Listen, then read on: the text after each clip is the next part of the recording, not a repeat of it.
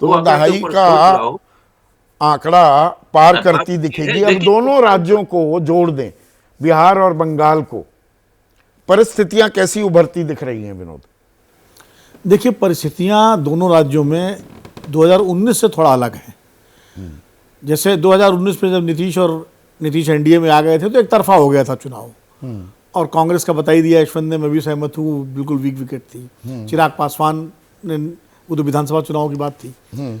2024 में क्या है कि नीतीश 2019 वाले नीतीश नहीं है, और जिस तरह उन्होंने बार बार पलटी मारी है तो उनकी क्रेडिबिलिटी अपने वोटर्स के बीच में भी खराब हुई है, और भारतीय जनता पार्टी का जो वोटर है उसको भी नीतीश से एक तरह से एक एलर्जी जैसी है कि भाई जब मन होता चले जाते हैं, जब मन होता आ जाते हैं, कोई तरीका थोड़ी है। तो और जिस तरह तेजस्वी ने अपने को रूपांतरित किया है, आज उन्होंने माई बाप का जो नारा दिया, तो सीधा सीधा मतलब ये है कि जो माई यानी मुस्लिम और यादव का जो एक टैग लगा हुआ है आरजेडी पर, उससे वो निकल करके आरजेडी को एक सर्वग्राही पार्टी बनाना चाहते हैं। उस कोशिश में है जिसमें कुछ अगड़े भी आ जाएं, जिसमें अति पिछड़े जो नीतीश की कॉन्स्टिट्यूंसी मानी जाती है उसको भी वो खींच लें, माइनॉरिटी पूरा आ जाए उनके साथ, और गरीबों के नाम पर तमाम सारी जो छोटी छोटी जातियां हैं वो आ जाए। तो ये एक, इसलिए निश्चित रूप से इस बार वैसा एक तरफा मुझे बिहार में नहीं लगता है। इस बार मुकाबला कांटे का होगा एनडीए और इंडिया के बीच में, और उसमें अभी चिराग पासवान क्या करते हैं, उपेंद्र कुशवाहा क्या करते हैं, बंटवारा कैसे, ये अभी ये क्या एक ये गुत्थी अहम होगी क्या बिहार में? बिल्कुल ये गुत्थी अहम होगी। अगर चिराग पासवान, ऐसी परिस्थिति बनती है कि मान लीजिए जैसे आपने कहा एक संभावना कि पाला बदल लेते हैं, तो उससे इंडिया को एक बड़ा फायदा होगा।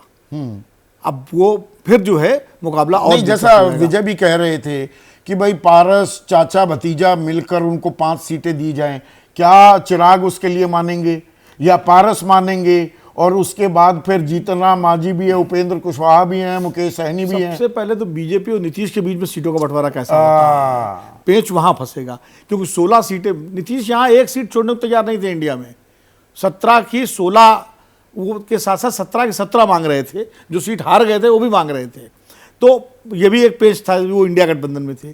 क्या इस बार वो 10 सीट पे मान जाएंगे या 7 सीट पे मान जाएंगे या 17 मांगे? तो ये एक पेच है नीतीश को लेकर के। तो नीतीश कितनी सीट पर लड़ते हैं इस पर बहुत कुछ दारोमदार होगा, क्योंकि सबसे कमजोर कड़ी एनडीए की नीतीश है। ये मैं सहमत हूँ कि जहाँ बीजेपी के उम्मीदवार होंगे वहाँ बीजेपी का पलड़ा काफ़ी मजबूत होगा, लेकिन जहाँ नीतीश के उम्मीदवार होंगे वहाँ मामला जो है इंडिया का ज़्यादा भारी। और पश्चिम बंगाल क्या कह रहा है? पश्चिम बंगाल में तो मुझे लगता है कि जैसे संदेश खली का मामला हुआ है, या पूरी ताकत भारतीय जनता पार्टी लगा रही, मैं गौतम दादा की राय से सहमत हूँ कि जितना नुकसान हम लोग पहले आंक रहे थे जब 2021 का लोकसभा विधानसभा चुनाव हुआ था, शायद बीजेपी उस नुकसान को रिकवर तो कर पा रही है काफ़ी हद तक, लेकिन वो आगे नहीं जा पा रही है। हम ये नहीं मान सकते कि वो 18 क्रॉस करके 20-22 पहुँच जाएगी।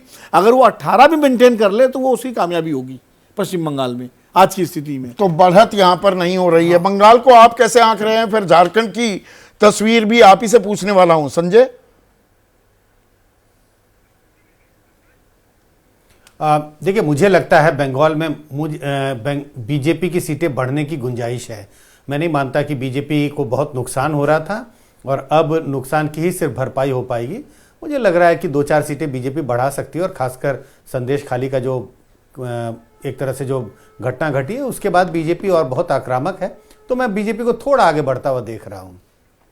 और जो संगठन की कमजोरी की ओर इशारा किया गौतम लहरी ने, वो कितना बड़ा फैक्टर होने वाला है आपकी निगाह में? देखिए, बीजेपी अपनी संगठन की ताकत के लिए जानी जाती है, पर वो संगठन पश्चिम बंगाल में तो नहीं खड़ा हो पाया। गलत तो नहीं कह रहा हूं?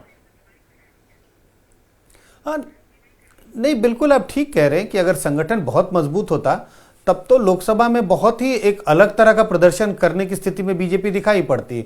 विधानसभा के चुनाव में भले ही ममता बनर्जी ने जबरदस्त जीत हासिल की, लेकिन लोकसभा में कुछ अलग स्वरूप होता। संगठन के कमी के अभाव के कारण ही बीजेपी अभी भी स्ट्रगल कर रही है।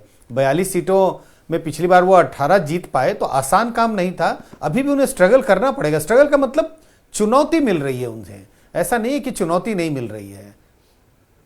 और झारखंड पर अब आ जाते हैं। 14 सीटें 12 एनडीए के खाते में, 11 बीजेपी की थी, एक उनके घटक आजसू की। अब यहां पर हेमंत सोरेन का जो किस्सा, वो जो कहानी, जो राजनीतिक प्रकरण जिस तरह से अनफोल्ड किया है, क्या अनुसूचित जनजाति में कोई नाराजगी भी दिखाई देती है आपको, जो नुकसानदेह साबित हो सकती है बीजेपी के लिए, या भ्रष्टाचार के आरोप इतने गंभीर हैं, सेना की जमीन को लेकर ये आरोप हैं, ये बीजेपी के लिए ही एडवांटेज साबित होंगे? देखिए, बहुत सहानुभूति नहीं है, ऐसा मुझे नहीं लगता कि हेमंत सोरेन के जेल जाने से बहुत ज़्यादा सहानुभूति की एक तरह से लहर या भावना उनके पक्ष में दिखाई पड़ती हो। या तो आप आदिवासी समुदाय के वोटरों की बात करें या दूसरे वोटरों की बात करें, तो कोई सहानुभूति की लहर या उस तरह की कोई भावना मुझे दिखाई नहीं पड़ती।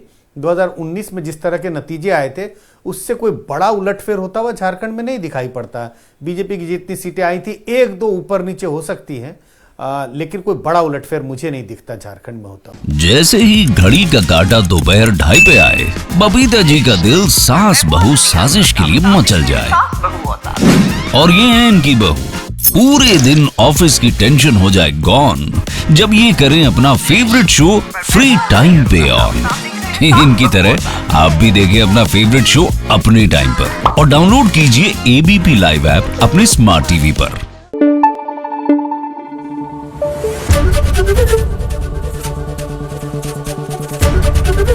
एबीपी न्यूज आपको रखे आगे।